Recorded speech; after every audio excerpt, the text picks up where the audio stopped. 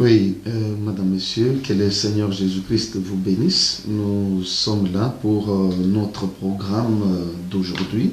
Nous sommes au troisième jour de notre programme et par la grâce de Dieu, nous allons terminer avec notre thème comment obtenir des guérisons instantanées. Comment obtenir des guérisons instantanées. Nous sommes à notre troisième jour ou troisième séance. Et nous voyons d'abord un petit rappel sur les 2 derniers jours que nous avons passés ensemble. Et cela peut nous rafraîchir la mémoire et nous aider, n'est-ce pas, à entrer dans notre enseignement d'aujourd'hui. Le premier jour, pour ceux qui avaient suivi, nous avons parlé, nous avons essayé de faire comprendre à chacun de nous que nous devons choisir entre les miracles à plus tard et les miracles aujourd'hui. C'est très important, miracle à l'instant, parce que nous avons vu, par exemple, que dans l'évangile de Marc, le mot à l'instant et aussitôt, ces 2 mots reviennent plus de 40 fois, rien que dans l'évangile de Marc. Nous trouvons que les miracles que notre Seigneur Jésus faisait, se faisaient à l'instant. Et il n'y a pas de raison que ça ne se passe pas comme ça aujourd'hui. Nous devons avoir la foi que le Seigneur peut faire des miracles à l'instant avec nous, parce qu'il a promis, il a dit, je suis avec vous tous les jours jusqu'à la fin du monde. Et le Seigneur a dit que celui qui croit en lui, il fera également des miracles comme il les fait, et il fera même des plus grands miracles que cela. Nous avons parlé aussi de la souveraineté de Dieu dans le domaine des miracles, et il arrive aussi que nous puissions connaître des échecs. On prie, mais rien ne se passe. Ça peut arriver à n'importe quel serviteur de Dieu, et cela est arrivé à Paul, nous l'avons démontré, écriture à l'appui. Paul dit qu'il avait laissé Trophime malade à Milet. Autrement dit, il avait prié pour cet homme, mais ça n'avait pas du tout marché. Et il avait prié aussi pour Épaphrodite. Épaphrodite est resté malade longtemps à côté de Paul, et finalement il a été guéri. Gloire à Dieu. Et ces genres de choses peuvent nous arriver, c'est là où nous parlons de la souveraineté de Dieu. Mais tout ce que nous avons appris pendant ces 3 jours est que la souveraineté de Dieu ne devienne pas une excuse, ne devienne pas un principe avec lequel nous marchons pour justifier nos échecs constants. Non, parce que le même Dieu souverain nous a dit, vous imposerez les mains aux malades et les malades seront guéris. Et puisqu'il nous a commandé de guérir les malades, c'est que c'est sa volonté d'abord que les gens soient guéris par nos mains. Il le veut. Donc, lorsqu'il n'y a pas guérison, ça doit être une exception. La guérison doit être la règle. La guérison à l'instant doit être la règle. La guérison plus tard ou pas du tout, ce sont des exceptions. Donc, je considère que les guérisons miraculeuses dans les évangiles sont normatives. Elles sont normatives, c'est la norme et ce n'est pas quelque chose d'exceptionnel. C'est vraiment un mode de vie, un style de vie. Et nous avons parlé des obstacles à la guérison. Il y a des choses qui peuvent empêcher quelqu'un d'obtenir une guérison. Et nous avons considéré le péché comme un grand obstacle parce que nous voyons dans la Bible comment le Seigneur, lorsqu'on a amené un homme paralysé, on l'a fait descendre du toit, lorsque le Seigneur le voit, il comprend son problème, tout de suite, il commence par pardonner ses péchés. Il lui dit, mon enfant, tes péchés sont pardonnés. C'est après ces pardons qu'il lui dit, lève-toi, prends ton lit, va chez toi. Voilà pourquoi nous avons insisté sur le fait que chacun de nous, non seulement confesse ses péchés, mais prenne aussi des dispositions de pardonner à celui qui lui a fait du mal. Si tu ne pardonnes pas, Dieu ne te pardonne pas. Et par conséquent, toi qui avais raison, tu deviens coupable aux yeux de Dieu au même titre que la personne qui t'avait offensé. Donc, je crois qu'il y a possibilité d'empêcher tout cela. Tu peux pardonner, tu ne gagnes rien en gardant la colère, tu ne gagnes absolument rien. Parce que nous l'avons vu, la haine, l'esprit de vengeance, de colère, la rancune, après avoir détruit l'autre, finissent par détruire la personne qui les héberge. Ce sont des œuvres du diable, et quand tu gardes les œuvres du diable dans ton cœur, elles vont te détruire. Après avoir détruit l'autre, et ces œuvres du diable vont te détruire. Ça ne sert à rien. Pardonne, à Dieu la vengeance, à Dieu la justice, continuez le chemin. Nous avons parlé aussi de mauvaises raisons. Il y a des gens qui veulent entrer dans le ministère des guérisons avec de mauvaises raisons, c'est-à-dire il veut qu'on le voie, il veut qu'on parle de lui, il veut que les gens voient qu'il représente quelque chose. Ça, ce sont de mauvaises raisons et ça ne peut pas t'aider à pouvoir aller de l'avant. Le Saint-Esprit n'aime pas ça. Donc nous avons montré deux bonnes motivations qui peuvent aider le Saint-Esprit à te soutenir. D'abord, c'est l'obéissance. C'est Jésus qui dit « guérissez les malades, chassez les démons ». Lorsque tu souscris à ce ministère, cela signifie que tu obéis au commandement du Seigneur. Et quand tu refuses la guérison et la délivrance, c'est une désobéissance devant la face de Dieu. Des deux, nous avons parlé de la compassion des hommes et des femmes qui souffrent. Il faudra que tu aies un cœur de compassion. Ça, c'est une bonne motivation. Et lorsque tu n'as pas de compassion, c'est un obstacle. Lorsque tu n'obéis pas à la parole de Dieu, c'est un obstacle. Tu ne peux pas dire, Seigneur, je veux les dons de guérison, et en même temps, tu n'imposes pas les mains aux malades, tu ne pries pas pour la guérison des malades. C'est pas normal. Donc le Seigneur ne te trouve pas comme une personne appliquée. Donc tu es une personne qui dit, parce qu'il y a des gens qui disent, j'ai reçu l'appel. Ok, recevoir l'appel est une chose, répondre à l'appel est une autre. On répond à l'appel par la mission. La mission doit cesser d'être un simple envoi pour devenir une réponse à l'appel. Dieu t'a appelé, c'est bien, tu peux dire qu'il m'a appelé, j'ai des preuves qu'il m'a appelé. Ok, est-ce que tu réponds à l'appel? Il y a une différence donc entre recevoir un appel et répondre à l'appel. Comme Jérémie était appelé depuis qu'il était dans le sein de sa mère, mais au moment de répondre à l'appel, il hésitait, il était devenu hésitatif. Dieu lui a dit, ne dis pas que tu es un enfant, il faut que tu fasses ce que je te demande de faire. Donc l'obéissance, et la désobéissance est un obstacle, il faut obéir, ne pas aimer les autres, opérer des guérisons uniquement parce qu'on veut être glorifié ou je ne sais pas, occuper une position, c'est une faute professionnelle grave. Il faut absolument le faire parce que tu as compassion, comme Jésus lui-même avait compassion des malades. Alors nous avons vu au deuxième jour, nous avons parlé aussi le premier jour de la foi dans les miracles. Il faut croire vraiment que les miracles s'opèrent aujourd'hui, que Jésus-Christ les fait aujourd'hui. Au deuxième jour, donc hier, nous avons insisté sur le fait que ton message doit communiquer la foi aux malades. Il est important que lorsque tu travailles dans le domaine des guérisons, que tu saches choisir des textes. Parler de Jésus, c'est très important parce que tu ne peux pas t'élever pour détruire les forces du mal. Tu arrives, tu parles de Jérémie, de Gédéon, et tu parles d'Isaac et de Jacob, tu parles de Ruth et de Déborah, et puis tu espères que les démons vont craindre le nom de Déborah. Non. Donc il faut bien comprendre ça, que c'est le nom de Jésus qui met en fuite les puissances des ténèbres. Il n'y a pas un autre nom qui ait été donné parmi les hommes par lesquels nous pouvons être sauvés. Il n'y a qu'un seul nom, c'est le nom de Jésus-Christ.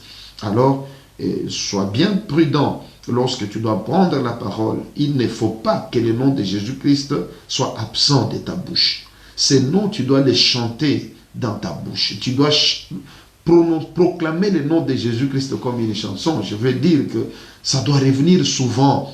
Tu dois parler de lui. Tu dois apprendre à parler de ton maître, à le placer sur son trône, à l'élever comme un roi, à le présenter comme le Sauveur, le Seigneur, à le présenter comme le Tout-Puissant, le nom devant lequel tout genou fléchit, toute langue confesse que Jésus-Christ est Seigneur à la gloire du Dieu le Père. Tu dois parler de la croix, de ce qu'il a fait et de ce qu'il est. Ce qu'il a fait, c'est la croix. Ce qu'il est, il est le Seigneur. Il est le Sauveur du monde. Et c'est très important cela. Lorsque tu sais parler de ton Seigneur, le présenter comme celui qui est la clé, qui est la réponse aux problèmes des hommes, tu as déjà gagné plus de 90% du combat. Donc c'est très important de motiver la foi des gens en Jésus-Christ. Ne te présente pas toi-même comme étant un super pasteur, un super homme de Dieu. Vous savez, moi si je fais ceci, moi si je fais... Ça ne sert à rien. L'homme ne peut pas sauver notre homme. C'est Jésus-Christ qui sauve. Prenez Jésus, présentez-le, effacez-vous, présentez le roi, efface-toi, présente le roi, et tu verras comment le Seigneur va se glorifier. Alors, la Bible nous dit que le Seigneur lui-même le dit d'ailleurs, que c'est de l'abondance du cœur que la bouche parle. Et la Bible nous dit que le Seigneur travaillait avec le premier disciple et il confirmait la parole qu'il prêchait. Il confirmait la parole qu'il prêchait par des miracles. Il parlait donc d'un Jésus d'aujourd'hui. Il ne disait pas, il ne parlait pas d'un Dieu du passé, parce que notre Dieu n'est pas un Dieu du passé. Il est le Dieu du présent. Il est le je suis. Quand il dit le je suis, c'est-à-dire il englobe tout. Il est toujours je suis. Il n'est pas un Dieu du passé. Alors, vous présentez un Dieu du présent qui agit aujourd'hui, qui est vivant aujourd'hui. Jésus-Christ guérit aujourd'hui. Pas seulement dire qu'il avait guéri Bartimée, commencer même à dire, oh, où sont des Pierre d'aujourd'hui, où sont des Paul, où sont des David, mais toi tu es qui? Que fais-tu? David est mort. Moïse est mort. Comme Dieu avait dit à Josué, Moïse, mon serviteur, est mort. Paul est mort. Vous voyez? Donc aujourd'hui, c'est toi et moi. C'est toi et moi des Pierre, des Paul d'aujourd'hui. Il est important que tu le comprennes. Tu n'as pas à questionner en disant où sont les Pierre, où sont les David. Non. Tu n'as pas raison de le dire. Parce que le Seigneur a dit que quiconque croit, les miracles vont l'accompagner. Et tu n'as pas raison de rechercher des morts, d'évoquer des esprits de morts pour qu'ils reviennent parmi nous. Tu dois travailler. Implique-toi, obéis, réponds à l'appel. Alors, le Seigneur confirme la parole. Quand tu parles de Jésus, tu parles de Jésus qui guérit. Tu démontres clairement par les Écritures que la guérison physique, miraculeuse est vraie, elle est possible aujourd'hui. Dieu confirme la parole. Bien entendu, on a vu tous ces préalables, les backgrounds, donc tout ce qui se passe derrière les rideaux avant de venir là et accomplir des miracles. On l'a vu pendant tous ces 2 jours et même la semaine dernière, nous en avons longuement parlé. Donc on comprend, nous avons tous compris que guérir des malades, c'est pas un jeu, c'est pas un jeu, c'est pas dit que quelqu'un se réveille comme ça et puis il commence. Non, je vous l'ai dit d'ailleurs, que vous voyez quelqu'un accomplir des miracles, même au nom de Jésus-Christ, sans la crainte de Dieu, ne suis pas cet homme. Si tu vois un tel homme, ne le suis pas. Donc, quelqu'un qui ne craint pas Dieu, et voilà, mais des miracles, donc ne suis pas un tel homme, ne le suis pas. Parce que le Seigneur l'a dit, Paul le dit clairement, que soyez mes imitateurs comme moi. Je suis imitateur de Christ. C'est très important. Donc, je l'ai dit hier, je le répète, je ne suis pas en train de dire que quand quelqu'un a une onction, il ne peut pas commettre une faute. Je parle ici non pas de quelqu'un qui a commis une faute occasionnelle, qui s'en est repenti. Tout le monde pêche, tout le monde se répand. Mais je voudrais dire tout simplement d'une personne qui a fait du péché son choix. Il a fait du péché son mode de vie. Une personne qui vit comme ça, ce n'est pas normal pour un enfant de Dieu. Alors, nous avons vu au 2e jour ces choses, on doit prêcher de cette façon, et nous avons vu aussi que notre foi doit être fondée, non pas sur des discours, mais sur nos discours, mais sur la puissance de Dieu. Nous devons croire en la puissance de Dieu. Voilà au moins un rappel. Nous passons maintenant à notre enseignement d'aujourd'hui. Le premier point pour aujourd'hui, c'est se tenir prêt au quotidien. Tu dois te tenir prêt au quotidien quand tu choisis de travailler dans le domaine des guérisons et des miracles. Tu ne sais pas qu'est-ce qu'on peut te présenter. Quelle personne peut venir te demander, puisque lorsque les gens savent que tu es dans le domaine des guérisons et des miracles, eux ne se posent pas de questions, que tu es prêt ou pas. Ils viennent, que ce soit le matin, la nuit, on va t'appeler à n'importe quelle heure. Tu dois être prêt. Voilà pourquoi je voudrais t'encourager à la prière matinale. Lorsque tu te réveilles, la prière doit être la première chose à faire. Tu dois prier. Regarde Jésus-Christ qui est notre modèle. Lorsqu'il passe la nuit chez Pierre, et il guérit la belle-mère de Pierre, il a passé la nuit même dans la maison de Pierre. Le lendemain matin, c'est tout le monde qui les cherche, on ne les voit pas. Le Fils de Dieu était déjà sorti, il est parti à un lieu à l'écart pour prier. On va le trouver en prière. Très tôt le matin, il était déjà sorti. Si lui, le Fils de Dieu, sans péché, enfant de Dieu, il fait ça. Pourquoi? Parce qu'il était dans cette chair. Il prie. Et toi et moi, qu'est-ce qu'on doit faire? Tu dois y réfléchir. Alors, nous trouvons de très bons exemples de prières à travers la personne du Seigneur Jésus. Donc, tôt le matin, quand tu te réveilles, la première des choses, c'est charger ta batterie. Nous l'avons vu, que la batterie de l'onction diminue. Donc, vous pouvez consommer tu peux consommer ta batterie et puis tu n'as plus rien, tu es low bat, tu ne peux rien faire. Donc, on recharge la batterie à travers la prière. Et tu ne sais pas ce qui t'attend, comme je le disais tout à l'heure. Jésus-Christ semble fixer à 1 heure le minimum du temps de prière pour son serviteur qui doit combattre les forces du mal. Nous tirons cette conclusion la nuit où le Seigneur était dans le jardin de Gethsémani. Il priait, il savait qu'il allait être arrêté. Il était dans l'angoisse, la situation n'était pas bonne. Il a pris Jean, Jacques et Pierre, il leur a dit, restez avec moi et priez, afin de ne pas tomber dans la tentation. Jésus savait que les forces des ténèbres étaient en route.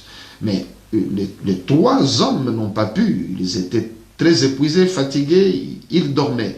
Et lorsque Jésus vient, il leur fait des reproches, il dit, Pierre, tu n'as pas pu veiller 1 heure avec moi. Jésus dit, tu n'as pas pu veiller 1 heure avec moi. C'est pourquoi je conclus que le Seigneur semble fixer à 1 heure le minimum qu'un homme qui travaille dans le domaine des guérisons et des miracles, 1 heure de prière, c'est le minimum par jour. Donc il faudra noter cela. C'est le minimum par jour. Pourquoi? Parce que tu as affaire aux puissances des ténèbres. Il faut que tu sois au top, au niveau de la prière. Nous en avons déjà suffisamment parlé. Nous trouvons que Jésus-Christ nous donne un exemple d'homme de prière. Nous le voyons par exemple dans Luc 5, de 15 à 16. Luc 5, de 15 à 16. Il est écrit, sa renommée se répandait de plus en plus et les gens venaient en foule pour l'entendre et pour être guéris de leur maladie. Et lui, il s'est retiré dans les déserts et priait. Nous voyons que plus son succès augmentait, plus le Seigneur priait. Il ne faudra pas faire l'inverse. Dès que tu vois que tu as du succès, tu relâches du côté des prières. Tu vas faire une chute. Je t'avertis. Donc il est important de comprendre que plus il y a du succès dans les ministères, plus tu dois être un homme de prière, une femme de prière. Tu dois t'appliquer à la prière. Jésus-Christ priait, plus les gens les glorifiaient, plus des foules venaient, plus il s'est retiré dans les déserts pour prier. C'est des prières personnelles. Des prières personnelles, parce que le Seigneur nous a appris comment les faire. Et lui-même le montre. Il s'est caché. Il allait seul dans les déserts pour prier.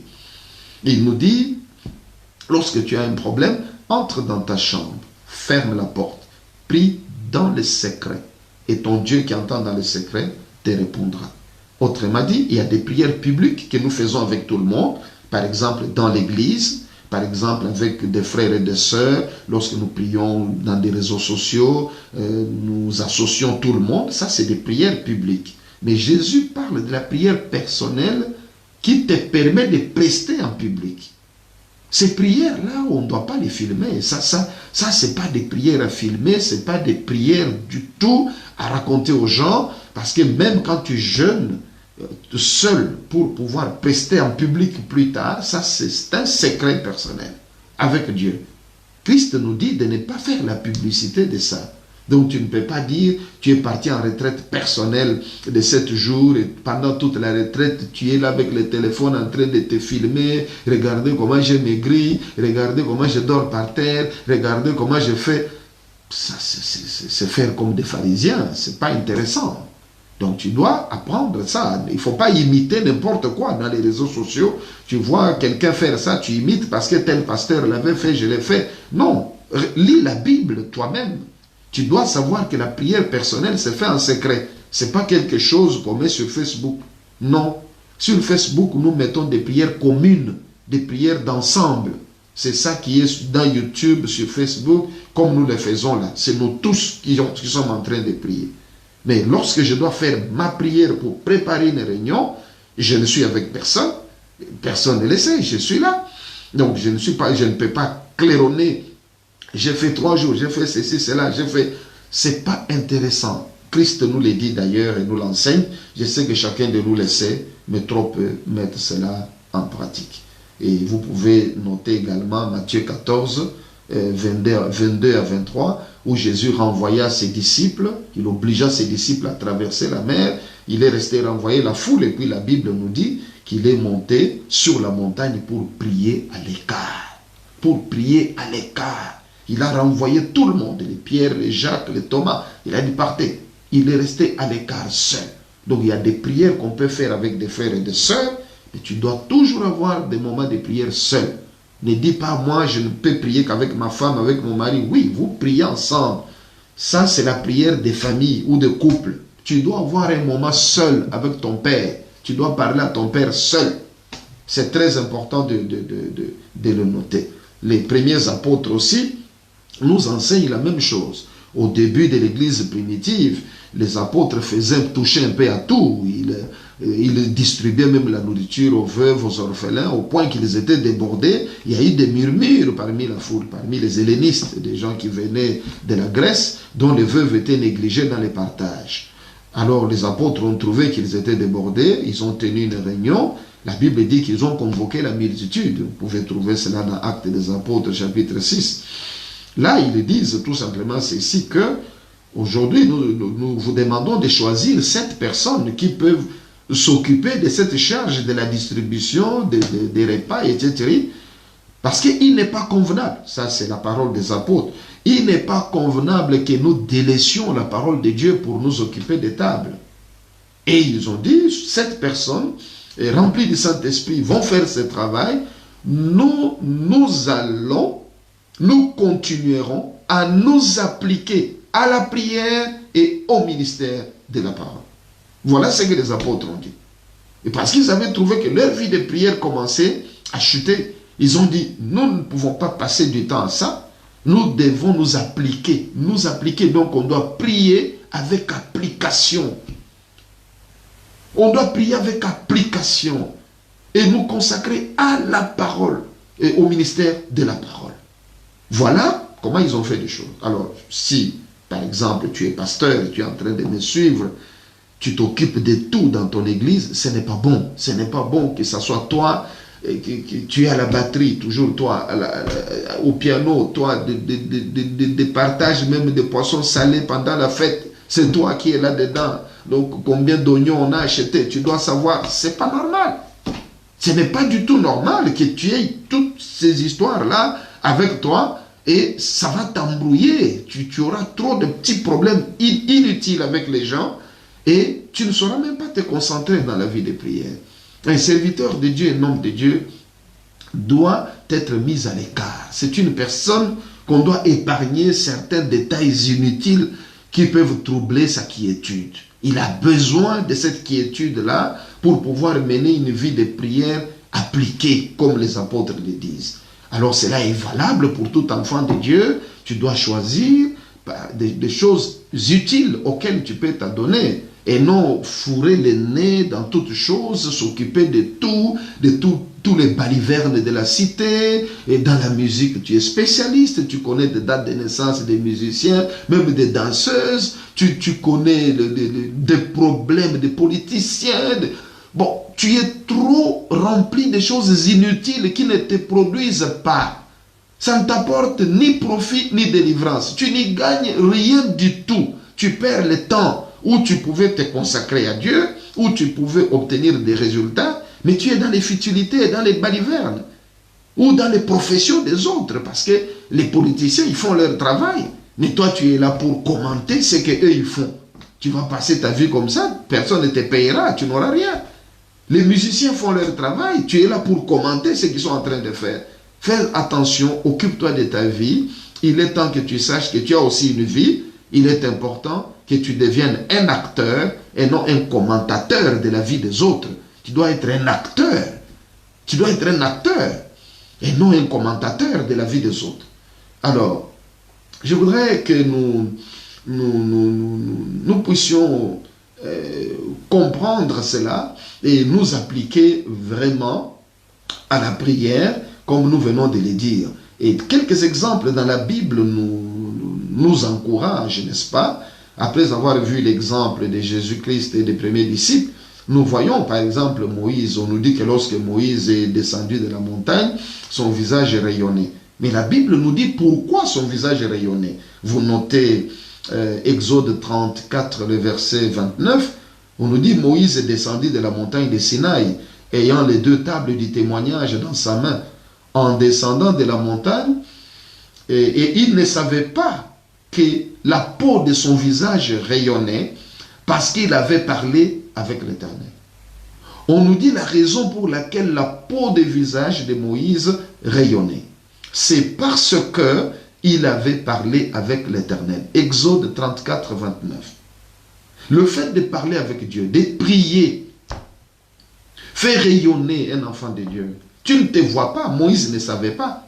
Mais les sorciers te voient, les marabouts te voient, les démons te reconnaissent. Voilà pourquoi un démon pouvait dire au fils de Séva, nous connaissons qui est Jésus, nous connaissons qui est Paul. Il faut que ton nom soit connu par les démons. Il faut que ton nom soit connu par les puissances des ténèbres. Tu es un prince. Et si tu ne pries pas, tu ne rayonnes pas, ils ne peuvent pas avoir peur de toi.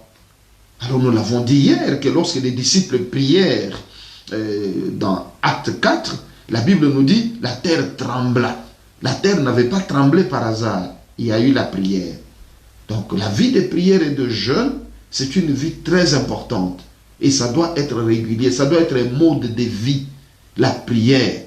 Parce que tout ce que nous faisons, c'est le produit de ce que Dieu nous donne. Et Dieu nous donne par le moyen de la prière. Quand tu négliges la prière, tu ne peux pas prétendre à quoi que ce soit. Il faudra bien le noter. Il ne faut pas s'asseoir en disant, ok, j'ai reçu une onction, ça suffit, et c'est mon onction. Ça devient comme une statue ou une amulette, je ne sais pas quoi, que tu dois utiliser. Non, ce n'est pas comme ça. Pourquoi Dieu veut que nous prions régulièrement? Parce qu'il veut que nous dépendions de lui.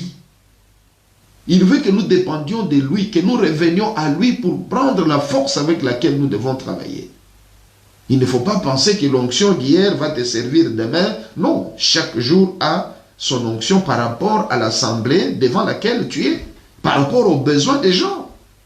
C'est comme ça que Dieu va te servir. Il ne faut pas oublier ça. Il suffit de regarder l'exemple de la manne. La Bible nous dit quand la manne tombait, il fallait la manger le même jour. Si quelqu'un gardait la manne, la conservait jusqu'au lendemain dans sa maison, le matin, il trouvait la manne complètement avariée.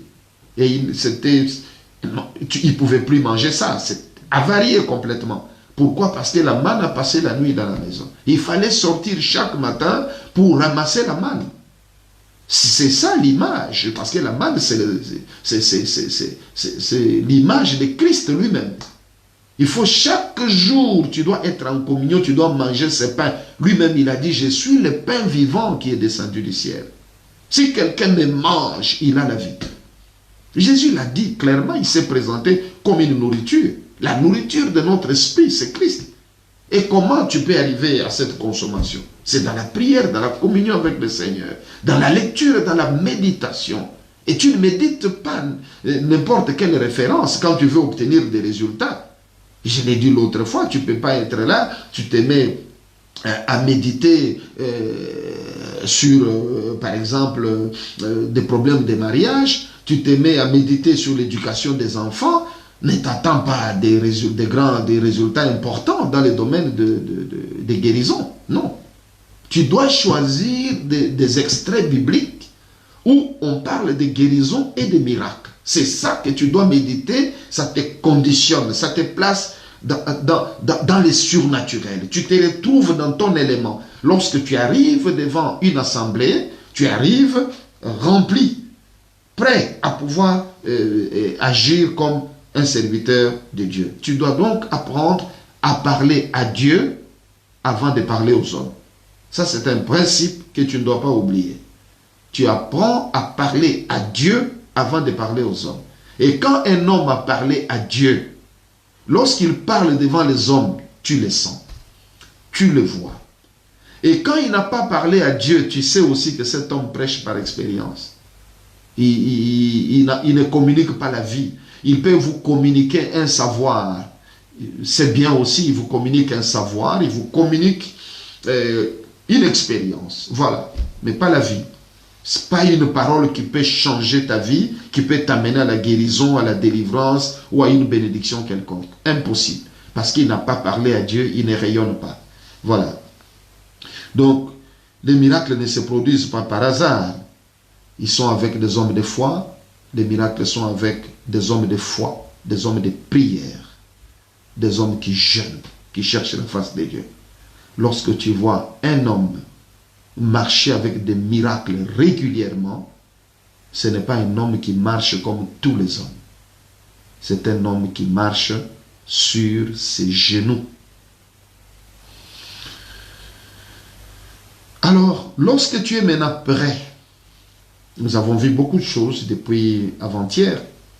Lorsque tu es prêt, prenons à titre d'exemple, tu es invité à une conférence de guérison.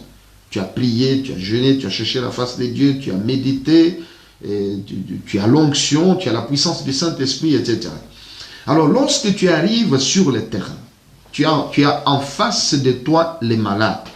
C'est là où beaucoup de servantes et de serviteurs de Dieu perdent la foi. Pourtant, il a la puissance, il a l'onction nécessaire avec lui, mais le diable lui envoie une peur. Et la peur détruit la foi. Il ne croit plus en rien. Il ne croit pas que Dieu peut l'utiliser. Il ne croit pas qu'une guérison va se passer. Il tombe dans l'incrédulité et il perd tout. Chasser la peur. Lorsque tu arrives dans une assemblée, les malades sont là devant toi. Première des choses, sois relax. Sois vraiment relaxé. Sois relaxé. Sois calme. Tu n'as pas à t'agiter. Ce n'est pas toi qui vas le faire. Tu es venu avec un Dieu. Ce Dieu-là est vivant. Sois en paix. La paix. Sois tranquille. Ne t'agite pas. Ne crois pas que si tu cries fort, c'est alors que les choses vont se passer, ou si tu gesticules, tu montes, tu descends. Je vois de très grands miracles, mais c'est dans le calme. Pourquoi? Parce que c'est lui qui les fait. Quand je les vois dans la Bible, comment il faisait ces miracles, il n'avait pas besoin de s'agiter. Il les faisait calmement. Et ça s'est passé très bien. Prenons un exemple. Bon, voilà, quelqu'un se présente devant toi. Il dit que bon, il a des maux de tête chroniques. Ok. Mais parle avec la personne.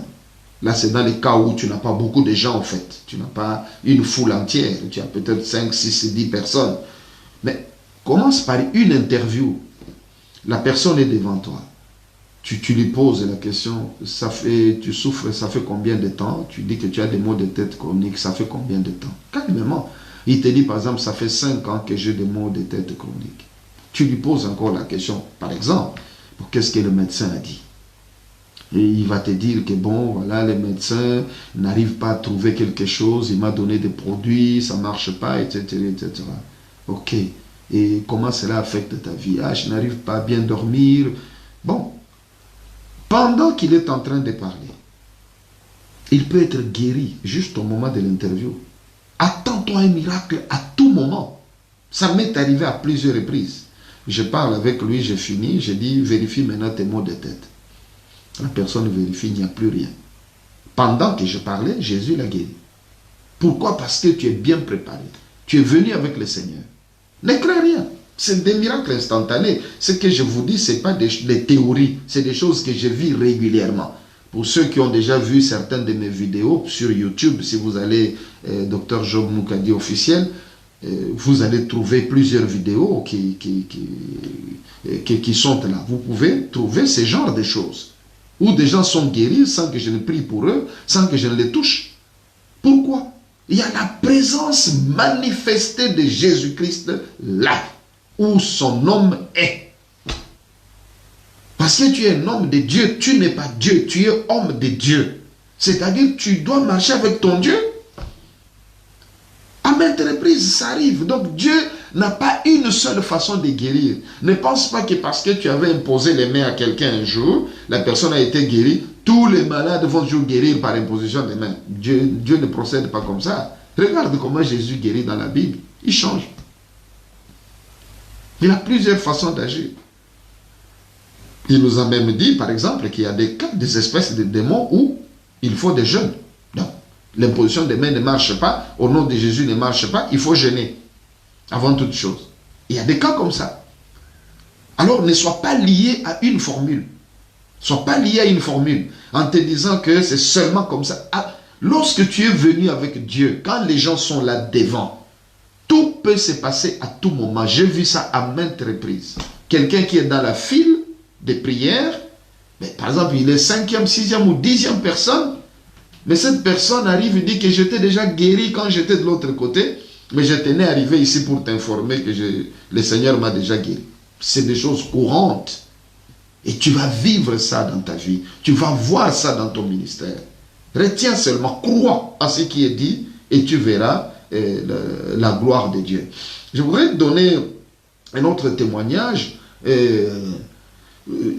En Colombie, on a fini une réunion, on était assis, on était dans une salle paroissiale où on devait prendre un repas.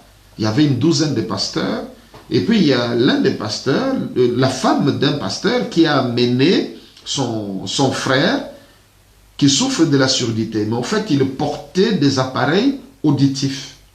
Sans ces appareils, il ne peut pas entendre. Alors il l'a amené, il était à côté de moi, juste avant qu'on prenne les repas. Il était à côté de moi. Alors il m'explique son problème. Il dit que c'est depuis son enfance, il ne peut rien entendre sans. Quand il enlève les appareils auditifs, il ne peut pas entendre. Alors je lui ai dit, bon, enlève ça pour moi. Il a enlevé les deux appareils, il a sorti les petits appareils. Bon, j'ai commencé à lui demander, je lui ai dit, comment était ta journée? Alors il m'explique sa journée, on cause, on parle. Et puis je lui dis, bon, donne-moi maintenant les appareils, je vais jeter. Alors sa réponse est que non, sans ces appareils, je ne peux pas entendre. Alors tout le monde a éclaté de rire, parce que lui, il ne se rendait pas compte qu'il était déjà guéri au fait. Il ne se rendait pas compte qu'il m'écoutait sans ces appareils. Tellement depuis son enfance, il n'écoute qu'avec ça. Et pourtant, je lui ai dit, enlève ça, il a enlevé, et j'ai continué à parler, j'ai continué notre conversation. Il m'entendait très bien, sans problème. Je lui ai dit, on va jeter, il dit, non, non, sans ça, je ne peux pas entendre. Alors c'est tout le monde qui a éclaté de rire, c'est alors qu'il sursaute, il se rend compte qu'il entend sans ses appareils. C'était fini, il était guéri, pas de prière, quoi que ce soit. C'est ça, quand tu es rempli du Saint-Esprit, quand Dieu est là, des prodiges comme ça se passent. L'autre cas, que nous pouvons voir, ça c'est des miracles qu'on peut appeler des miracles de création. Hein? Des miracles de création. Au Brésil, ça je crois certains d'entre vous ont déjà vu ça dans une vidéo sur mon compte YouTube. Un petit garçon, 12 ans à peu près, 10 ou 12 ans, et sa mère l'a amené, l'enfant n'entendait pas de l'oreille gauche. Alors lorsque je prie pour l'enfant, l'enfant commence à entendre de l'oreille gauche. C'est alors que sa mère dit à mon interprète qu'écoute, cet enfant est né sans le système auditif. Alors je dis, quoi? Donc j'étais étonné. Les miracles avaient déjà eu lieu, mais moi je ne savais pas. Moi je pensais que c'était juste une surdité comme tout autre. Mais non, l'enfant depuis sa naissance, donc les médecins avaient consulté, ils avaient fait la radio, tout ce qu'il faut. L'enfant n'avait rien, il n'avait pas les tympans, l'enfant n'avait pas l'enclume, il n'avait rien comme appareil auditif. Ceci, juste les pavillons ici, c'était un décor. À l'intérieur, il n'y avait rien du tout. Rien. Rien du tout, même les conduits auditifs. Vous vous rendez compte? Et on a prié, ça, on appelle ça un miracle de création. Dieu a créé un appareil, un système auditif nouveau pour cet enfant. L'enfant entendait parfaitement. La vidéo est sur mon compte Facebook. Vous pouvez regarder cela. Vous verrez comment moi-même j'étais étonné à la fin quand la dame expliquait ce qui était la réalité de l'oreille de son enfant. Bon, alors ça, prenons un cas comme celui-là. Tu te retrouves, tu es débutant dans le ministère de guérison. La mère te présente directement les cas. Je crois que tu n'as plus de foi. Tu perds la foi directement. Mais quelqu'un qui connaît, c'est pourquoi je dis que votre foi, ta foi ne doit pas résider sur ce que toi tu sais ou sur ce que tu es. Mais ta foi doit résider sur la puissance de Dieu. Dieu est capable de tout. Jésus-Christ peut tout faire, même ressusciter des morts.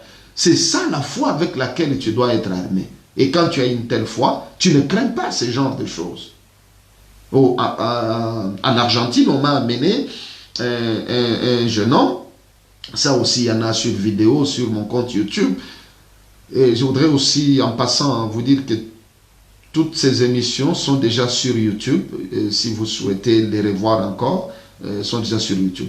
Alors, on m'a amené un jeune homme qui est venu et qui avait un problème. Lequel? Il est né avec les 2 narines bouchées. Il y a de la chair là-dedans. Donc, dans les narines, il n'y a pas un trou, mais il y a la chair. Il ne respire que par la bouche depuis sa naissance.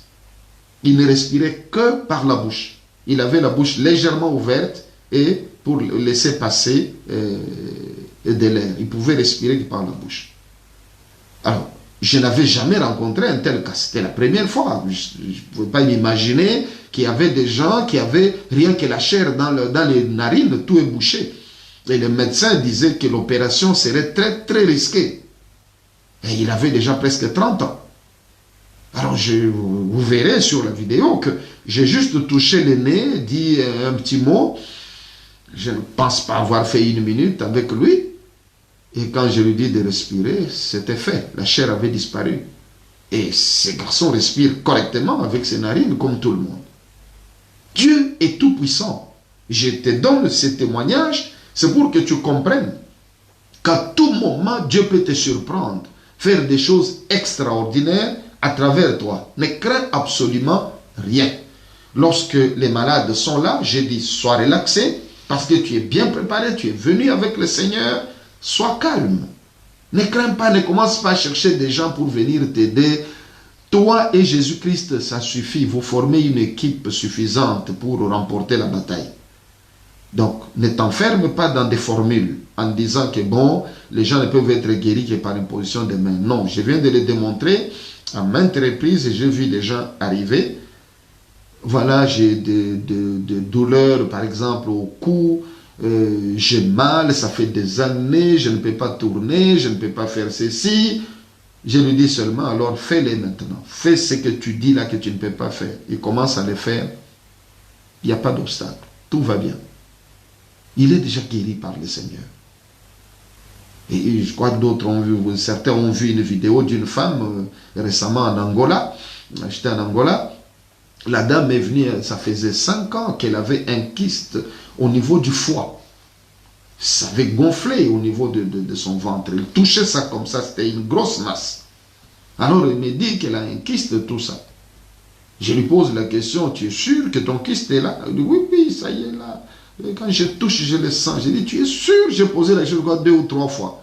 Elle touche, elle touche, elle touche. Paf, il n'y avait plus rien. Le kyste était parti, il avait disparu. Ça, c'est Jésus-Christ qui le fait. Il n'y a que lui qui peut produire de telles choses. Aucun homme ne peut se glorifier de telles histoires. C'est Jésus-Christ. Il est la puissance, il a la puissance d'accomplir tous ces miracles, de guérir, de délivrer, d'accomplir des choses que l'homme ne peut pas accomplir.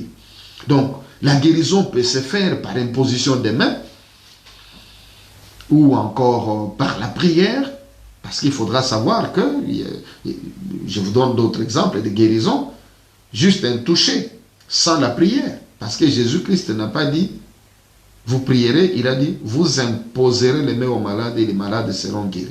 Il ne parle pas de la prière, il parle d'imposer les mains. Donc, lorsque tu as cette onction, tu es rempli, tu que tu touches quelqu'un ou que quelqu'un te touche, le résultat est le même. Le résultat est le même. À Kinshasa, il y a eu un cas comme ça où je venais d'imposer les mains aux gens. Maintenant, j'ai remonté sur l'estrade. J'ai senti comme quelqu'un qui a tiré ma main derrière moi. On a tiré la main. Je me retourne, je ne vois personne. Mais l'assemblée se met à rire. Je monte les marches, j'arrive, je demande au pasteur, mais pourquoi l'assemblée rit? Le pasteur me dit, regarde au sol. Je regarde au sol, je vois une jeune fille qui était étalée là. Mais qu'est-ce qui s'est passé? Il dit, non, quand tu imposais les mains aux gens, tu sautais toujours cette jeune fille-là. Tu ne lui imposais pas les mains. Maintenant, quand il t'a vu partir, elle a voulu prendre ta main pour s'imposer elle-même. Donc, elle a tiré ma main, et quand elle tient ma main, elle est tombée. Voilà pourquoi quand j'ai regardé au-dessus de mon épaule, je ne l'ai pas vue. Donc, elle était déjà au sol. Bon, elle m'a touché, elle est tombée, elle s'est relevée guérie. Voilà. Donc, c'est pour te dire que tu peux juste toucher quelqu'un, la personne est guérie. Cela est arrivé aussi avec l'évangéliste Antonio Filio au Brésil. On était au restaurant, on sort du restaurant, il nous accompagnait un peu partout avec le prophète Moussoussou, Samuel, qui est à Lille. Il nous accompagnait partout. On est au restaurant, on mange, on sort, on attendait un taxi. Il me dit, ah, j'ai très mal ici, j'ai très mal. Moi, je dis, mais ça fait combien de temps? Oh, ça fait longtemps. Moi, je dis, mais pourquoi dans toutes ces réunions de guérison, tu ne t'es jamais présenté pour recevoir ta guérison? Il me dit, non, ça, ce n'est pas un problème d'être guéri par le Seigneur. Le médecin m'avait dit que c'est mon poids, parce que c'est un homme pesant, un homme vraiment pesant et il est très fort. Alors, il dit que le médecin lui avait dit que c'est son poids qui fait qu'il ait très mal là au niveau de côte et qu'il suffit qu'il perde du poids, la douleur va partir. Moi, je dis, ah bon, c'est ce que le médecin a dit. Et toi, tu dis que Jésus ne peut pas guérir ça. Alors j'ai dit, c'est où ça? Il me montre. Alors je l'ai touché tout simplement, j'ai caressé. Il dit, ah, c'est ce que le médecin avait dit. Ah oui, j'ai touché ça. Et puis j'ai enlevé la main. Et puis je lui dis, où est la douleur? Alors il touche, plus rien. Il dit, oh, mais qu'est-ce que tu m'as fait? Oh, plus rien, la douleur est partie, fini, il était guéri. Donc ne compliquez pas des choses. Quand l'onction est là, il se libère. L'onction est là pour servir des gens. Même quand Jésus était sur la terre, c'était la même chose. Une femme qui avait touché son vêtement, l'onction est sortie. Jésus a dit, j'ai connu qu'une force était sortie de moi. Donc l'onction qui est dans l'homme de Dieu, ce n'est pas pour lui. C'est pour servir les autres. Voilà à quoi servent cette onction. Jésus-Christ pratiquait parfois des guérisons en mode self-service. Quand on dit que les gens se jetaient sur lui, il les touchait parce qu'une force sortait de lui et les guérissait tous. C'est le mode self-service. Donc chacun vient se servir. Hein, tu viens, tu te sers ta guérison, tu t'en vas. Donc que Jésus t'impose les mains, que toi tu les touches, c'était pareil. Donc la guérison était là. Alors, je voudrais, pour terminer cette exhortation de ce soir, cet enseignement de ce soir, que nous lisions Acte 1 de 1 à 3. Acte 1 de 1 à 3. Sachez qu'il y a d'autres guérisons qui arrivent tout simplement parce que quelqu'un a pardonné. Il y a des maladies qui restent dans le corps par manque de pardon. Tu ne pardonnes pas la haine, la rancune, l'esprit de vengeance. Ça bloque aussi la guérison. Il faut savoir ça. Il y a des gens... Parfois, j'impose les mains, ça ne marche pas, je prie, ça ne marche pas, je lui demande, tu as quelqu'un à pardonner? Oui. Prie toi-même, ne me dis pas de quoi il s'agit, prie, pardonne. Il pardonne, il finit, je lui demande, la douleur est où? Elle est partie, la personne est guérie. C'est ça notre Seigneur. Et d'autres sont guéris seulement parce qu'ils sont là. Et récemment, en Angola, il y a une jeune fille qui souffrait, qui avait des palpitations très fortes au niveau du cœur. Ça se voit comment son cœur bat. C'était vraiment dangereux. Alors je lui impose les mains, ça continue. Je lui impose les mains, ça continue. Je lui ai dit seulement, reste là. Reste là. J'ai continué à imposer les mains aux autres personnes. Et puis après, je la vois qui lève la main. Oh, je suis guéri. Je dis, voilà. Juste dans la présence du Seigneur. La personne reste seulement là. Il n'y a rien à faire. Le Seigneur guérit. Soyez relax. Quand tu es avec le Seigneur, tu es en paix. Tu n'as pas besoin de crier fort, de chercher à transpirer, à faire ceci. Bien sûr, il y a des moments où, par exemple, quand il faut chasser un démon, on chasse avec autorité, c'est clair. Mais je dis seulement que il ne faut pas que tu penses que parce que je vais crier, je vais m'agiter, qu'une maladie va partir. Non. Quand tu as le Seigneur avec toi, les choses vont se faire comme le Seigneur le fait dans la Bible. Alors, nous voyons dans Acte 1, 3, et la Bible nous dit qu'après qu'il eut souffert, après que Jésus eut souffert, il apparut vivant à ses disciples et il leur en donna plusieurs preuves, se montrant à eux pendant 40 jours et parlant des choses qui concernent le royaume de Dieu. Acte 1, 3.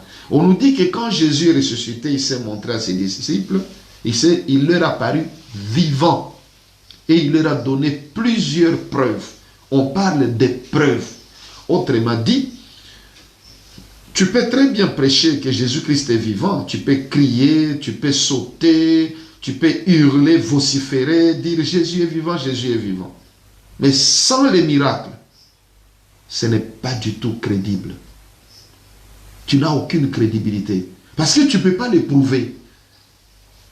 Tu ne peux pas les prouver. Or, notre évangile consiste à démontrer au monde que Jésus est vivant afin que le monde croie en Jésus. Le monde doit croire à un Christ vivant. Et pour qu'on sache qu'il est vivant, il faut des preuves. Et les preuves sont dans les miracles. On n'a pas d'autres preuves à présenter au monde à part les miracles. Ce sont les seules preuves que nous avons pour démontrer que Jésus-Christ est vivant. Lui-même, quand il est ressuscité, il fallait qu'il prouve à ses disciples qu'il est vivant. Il a dû prouver ça. La Bible dit qu'il a montré plusieurs preuves à ses disciples. Des miracles sur miracles. Pendant 40 jours. 40 jours de miracles. Pour qu'ils croient qu'il est vivant. Parce que si Jacques ne croyait pas que Jésus-Christ était vivant, Jacques n'allait pas accepter qu'on lui coupe la tête pour une imposture. Étienne ne pouvait pas accepter d'être lapidé s'il n'avait pas cru que Jésus-Christ était vivant. Saul de Tarse ne se serait jamais converti au christianisme s'il n'avait pas la certitude que Jésus-Christ était vivant.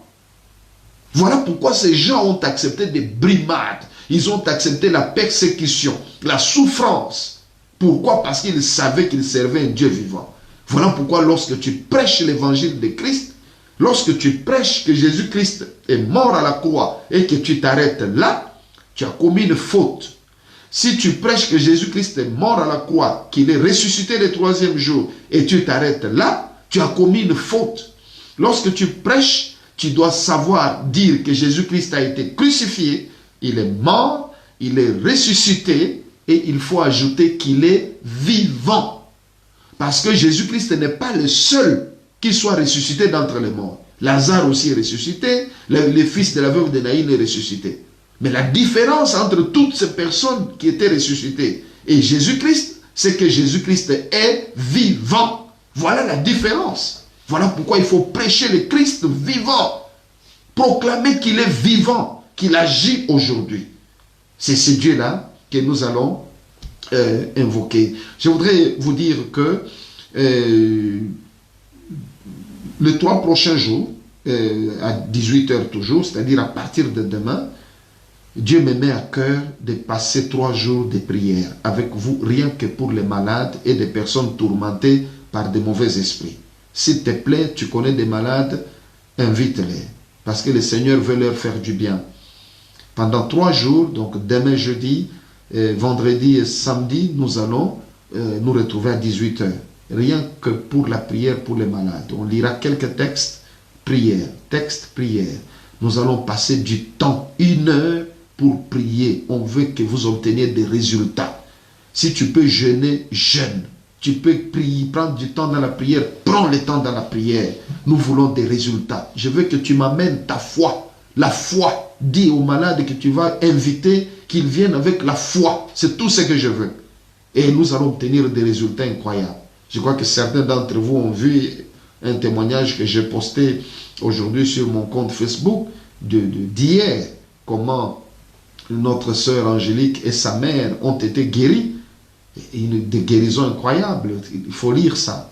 Je vous laisse les lire.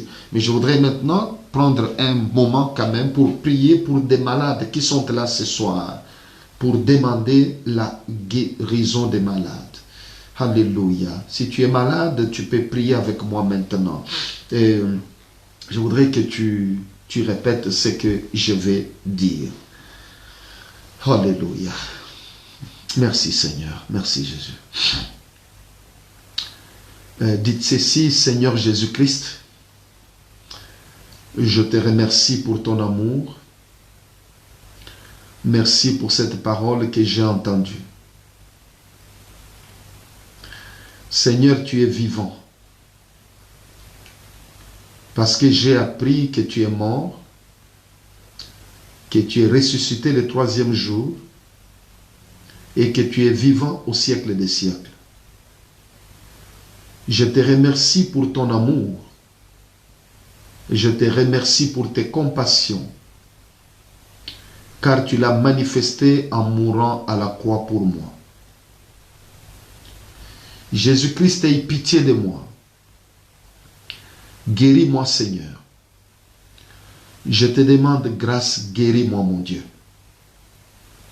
Délivre-moi de cette maladie. Délivre-moi de la douleur. Délivre-moi de cette infirmité. Libère-moi, Seigneur. Merci, Jésus, car tu me guéris maintenant.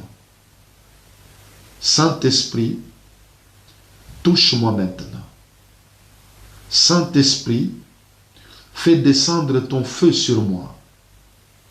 Saint-Esprit, touche-moi. Saint-Esprit, j'ai besoin de ta présence.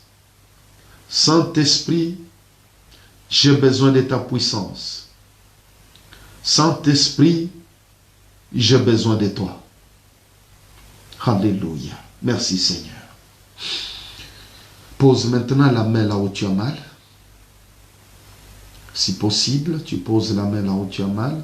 Sinon, tu peux juste faire ceci. Je voudrais prier pour ta guérison maintenant. Crois seulement. Jésus-Christ est vivant. Il est mort à la croix pour le pardon de tes péchés. Il a payé de son sang pour te racheter. Aucun mauvais sort jeté par les hommes n'a le droit de rester sur ta vie. Aucune maladie n'a le droit de rester dans ton corps. Aucun démon n'a le droit de contrôler ta vie et de te faire souffrir. Tu as droit à une bonne vie. Tu as droit à la paix. Tu as droit au bonheur. Et le bonheur de l'homme commence par la bonne santé. Lorsque la santé est mauvaise, tout ne va pas bien. L'homme souffre. Et le Seigneur veut te faire du bien. Tourne ta face vers lui. Il n'y a que lui qui peut te secourir. Rien n'est impossible à Dieu.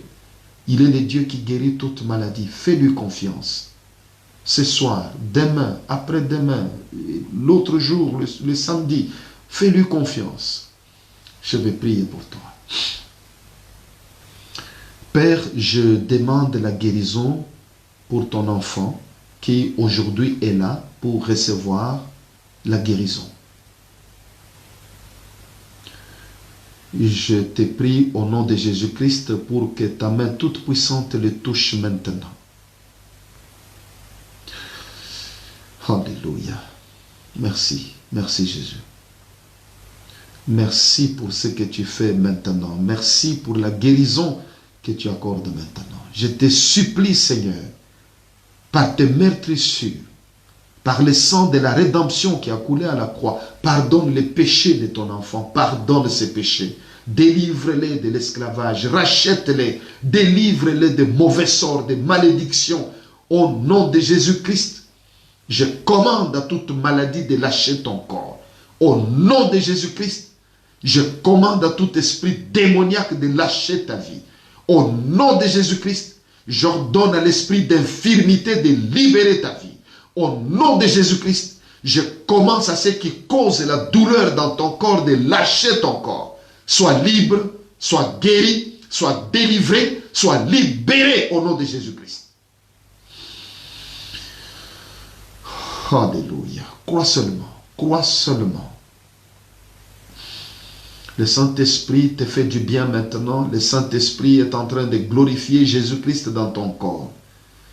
La guérison est déjà là. Crois seulement, accepte-la. Reçois la guérison dans le nom de Jésus.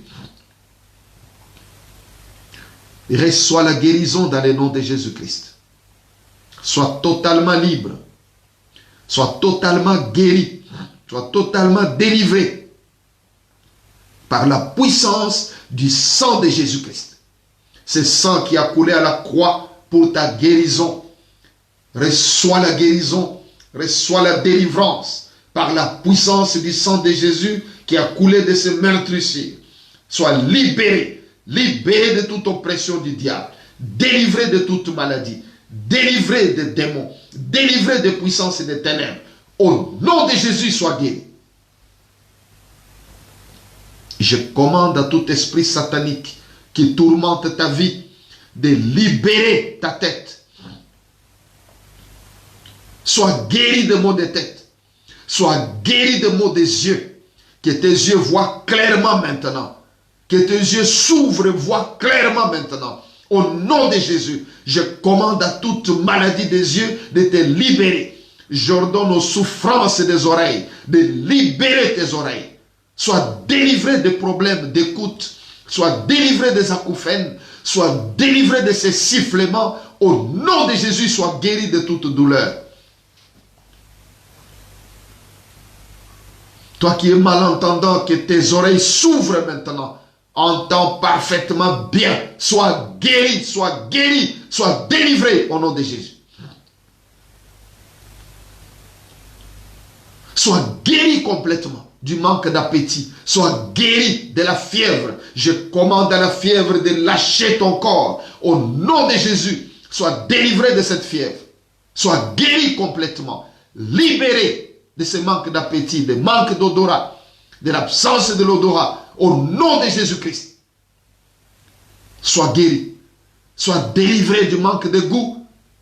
Reprends ton appétit. Sois délivré de toute oppression du diable. Sois guéri de l'autisme. Sois guéri complètement de l'autisme. Au nom de Jésus-Christ.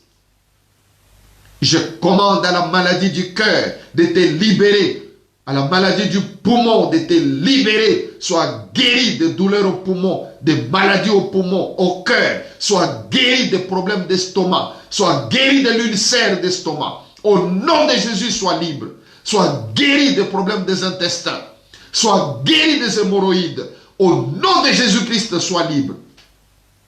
Par les meurtrissures de Jésus, sois totalement libéré, guéri, délivré. Au nom de Jésus, j'ordonne à tout esprit démoniaque qui amène des kystes dans ton ventre, qui amène l'endométriose dans ton ventre, de libérer ton ventre. Au nom de Jésus, j'ordonne à ces démons d'endométriose, des myomes, des fibromes, de quitter ton ventre maintenant. Au nom de Jésus, je commande aux kystes de te libérer. Sois délivré. J'ordonne à tous les kystes, à l'endométriose, aux myomes, aux fibromes, de disparaître. Allez-vous-en. Allez dans les lieux arides au nom de Jésus. Libérez le ventre au nom de Jésus. Sois guéri. Sois délivré de la stérilité. Reçois la bénédiction de la fécondité. Porte des filles et des fils. Sois guéri de la stérilité. Délivré de la stérilité. Au nom de Jésus, que la puissance de Dieu se manifeste. Et que tout mauvais sort quitte ton corps maintenant. Au nom de Jésus. Sois guéri de douleurs de divers genres, de l'arthrose. Sois délivré de l'arthrose au nom de Jésus. Sois guéri de toute forme de douleur au nom de Jésus-Christ. Sois guéri de l'impuissance au nom de Jésus. Sois délivré complètement. Sois délivré de l'impuissance. Quelle que soit la cause de l'impuissance. Sois libre maintenant. Sois délivré maintenant au nom de Jésus-Christ. Sois guéri de l'hypertension. Sois guéri du diabète. Sois délivré de toutes les maladies de sang au nom de Jésus-Christ. Je te bénis. Je proclame ta guérison. Sois guéri de toute infirmité, de toute enflure. Sois guéri de tous les nerfs qui sont fatigués. Sois totalement guéri, délivré complètement. Au nom de Jésus. Alléluia. Commence à faire maintenant ce que tu ne pouvais pas faire. Dieu est avec toi. Jésus est là avec toi. Il t'a guéri. Commence à faire des mouvements que tu ne pouvais pas faire. Fais ce que tu ne pouvais pas faire. Sois guéri totalement. Proclame toi-même en marchant. Je suis guéri au nom de Jésus. Envoie-nous ton témoignage. Dis-nous de quel pays tu nous suis, dans quelle ville tu es. Écris-le-nous. Dis-nous de quoi tu es guéri. Envoie-nous ton témoignage au nom de Jésus. Sois totalement libre, totalement guéri. Sois délivré de toute puissance des démons, de toute œuvre du mal. Sois libre au nom de Jésus-Christ. Merci Saint-Esprit. Merci pour des miracles que tu viens d'accomplir. Merci pour des prodiges que tu viens d'accomplir. Merci pour la liberté, pour la guérison. Merci Seigneur. Alléluia. Soyez bénis. Soyez tous bénis par le nom de Jésus. Alléluia. Merci Seigneur. Merci Saint-Esprit. Comme je l'ai dit tout à l'heure, nous allons nous retrouver demain soir. Ça sera uniquement pour la guérison, pour des personnes malades. Et si tu veux aussi participer, nous aider en venant en esprit de prière, tu peux participer. Mais vraiment, je souhaite vraiment être avec des malades pour demain, pour ces 3 jours. Je veux vraiment que tu obtiennes des résultats. Il faut que ça change. Il faut qu'il y ait des guérisons dans ton corps, dans ta famille. Il faut que ça change. Au nom de Jésus, je demande que ta foi, nous n'avons pas la possibilité de t'imposer les mains. Mais avec la foi, tout est possible. Il n'y a pas de barrière pour le nom de Jésus. Il n'y a pas de distance. Pour ceux qui ont la foi, des choses extraordinaires se passent. Que le Seigneur Jésus-Christ soit avec toi, que tu prépares bien ces 3 jours en prière. Dieu va te faire du bien, va te délivrer des puissances et des ténèbres. Il va changer le cours de ta vie, parce que c'est important de le savoir. Quand les démons prennent fuite, le Seigneur change le cours de vie et une vie nouvelle commence. C'est un moment de guérison et de délivrance. Ne manque pas ce temps que nous allons passer pendant ces 3 jours. Que le Seigneur, le Dieu de gloire, te bénisse. Merci. Alléluia. Merci Seigneur.